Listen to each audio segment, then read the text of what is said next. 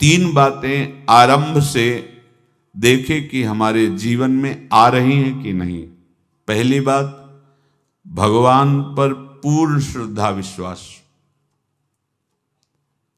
अनंत ब्रह्मांडों के स्वामी हैं, काल भी उनके अधीन है। डरना क्यों भाई? किस बात का डर लगना है? अगर डर है, भय है, तो अभी श्रद्धा विश्वास स्वामी में नहीं है। अगर हमें हृदय में कष्ट अपना प्रभाव पहुंचाना चाहता है, तो जैसे कोई ठंडी से बहुत कांप रहा हो और माता दौड़ कर आवे, अपने हृदय से लगा के अपने शरीर का ताप देकर उसकी ठंड को दूर कर दे, ऐसे प्रियाजू करती हैं, ऐसे प्रियालाल करते हैं। ये कहा कहो बड़ भाग, नित नित रति हरिवंश हित, नित बरधत अनुराग, यह जो कृपा हरिवंश की। ये आपनो भाग आपन मुख, कहत जो श्री हरिवंश बल, हरिवंश भरोसे भय निडर, सो नित गर्जत हरिवंश बल। देखा है, कष्टों की बौछार है, ऐसे जैसे ऊपर से वर्षा हो रही है, भगवान शेष फणों का छत्र, संवर्तक मेघ प्रलयंकारी वर्ष रहे, गिरिराज जी का छत्र, ऐसे भक्त को कृपा छत्र से हर समय सुरक्षित रखा जाता है। भक्त बनने के लिए कोई विशेष लायकात की आवश्यकता नहीं। मैं समस्त गुणों से हीन, पर मैं अपने प्रभु का, बस यही लायकात है। प्रभु की सिवा यदि आपका कोई अन्य आश्रय है तो आपको धोखा लगेगा।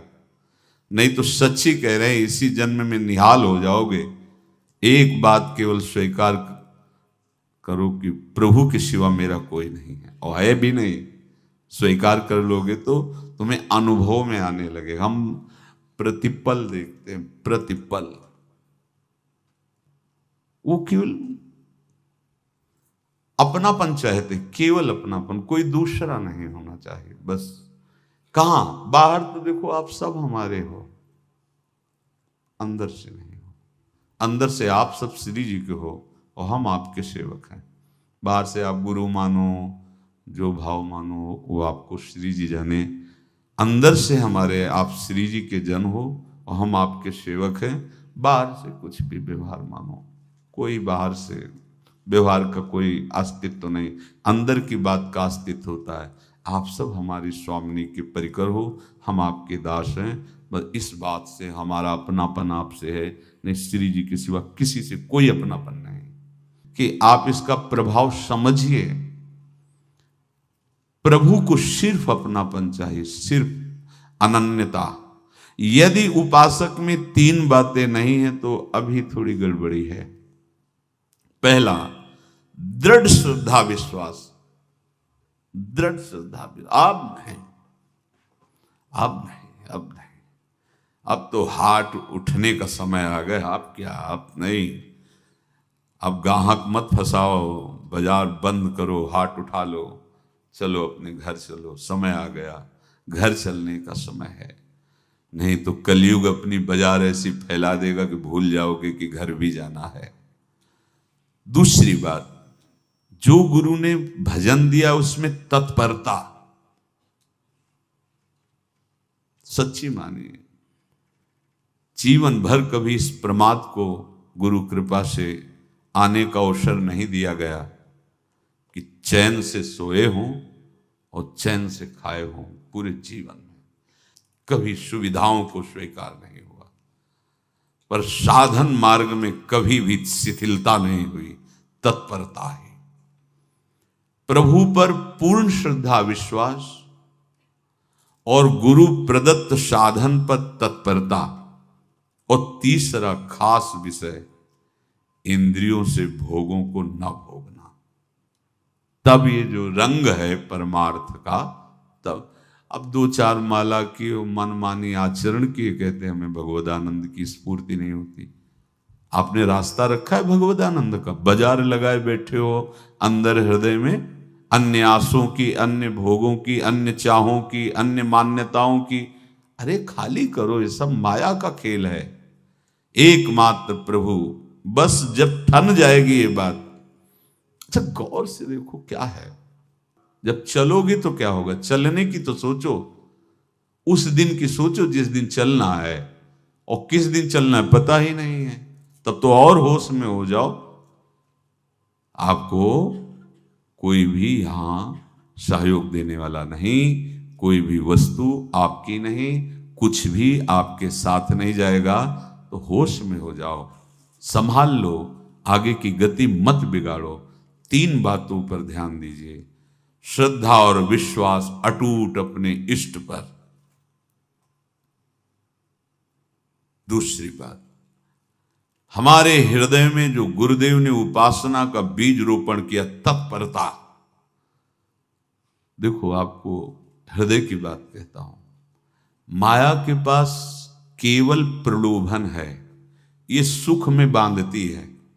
सुख का प्रलोभन अच्छे से सजा के पेश करके देना, साधक को भ्रष्ट करना, ये इसका स्वभाव है माया का। माया किसी व्यक्ति का नाम नहीं, किसी शरीर का नाम नहीं। भगवत विमुखता जिस वस्तु व्यक्ति स्थान से हो वही माया है। माया का मतलब थोड़ी जैसे कोई स्त्री शरीर पे आरोप कर दे या पुरुष शरीर पे आरोप कर दे, ये तो माया है, तो और क्या है।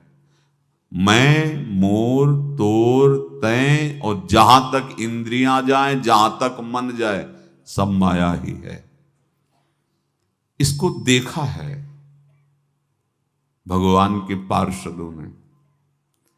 ये क्या करती है, चमकीली लेबिल लगाकर, सुख का चारा डाल करके जीव को बांधती है। इससे सुख मिलेगा, बहुत सुंदर है ये वस्तु, ये शरीर, ये व्यक्ति, ये स्थान, ये पद, इससे वो बांधती है। विवेक ऊपर की लेवल का तत्काल ऑपरेशन करता है, वो आंतरिक विषय पर दृष्टि डालता है तो सब खोखला निकलता है, बाहर निकल क्रॉस कर जाता है। होए विवेक मोह भ्रम भागा, तब सब विषय विलास विरागा। अज्ञानी उसी आकर्षण सुख में बंध जाता है, और सुख तो था नहीं, बंधन इतनी जोर का हो गया, अब मुक्त हो सकता नहीं, तो उसके हृदय में लगता है इसके बिना जी नहीं सकते, इस नशा के बिना, वस्तु के बिना, व्यक्ति के बिना। और एक सूक्ष्म बात, वो जब आपको सुख देगी तो आपको स्वतंत्रता का आभास कराएगी, और जब आप उसको छू लेंगे तो आपको परतंत्र बना देगी, भयभीत कर देगी। तो आप डाउन होकर के अपने अस्तित्व को मिटाकर पूरा जीवन बर्बाद कर देंगे। इन शब्दों को लिख लो, अपने हृदय में लिख लो। माया सुख में बांधती है नहीं उसके पास सुख। जिसे तुम सुख समझते हो वो सुख नहीं, बिल्कुल सुख नहीं, वो सुख की छाया है, तुम्हें समझ पड़ती नहीं, ये गिरधर की माया है। उस सुख का बंधन, आप देखो कुछ भी क्रिया करते हो माया जनित, तो प्रलोभन होता है सुख मिलेगा, और जिस समय सुख मिलने के लिए आप लालायित हुए, उस समय सुख भोगने की स्वतंत्रता आपको दे देगी। लो, आप समझ रहे हैं हम स्वतंत्र स्वामी होकर सुख भोग रहे हैं? नहीं, अब भोग लिए ना, अब गुलामी उसकी सहो। अब तुम्हें वैराग्य हो रहा कि मैं नहीं भोगूंगा, तो उसकी दृष्टि बदलेगी। समझ रहे हो? अब आप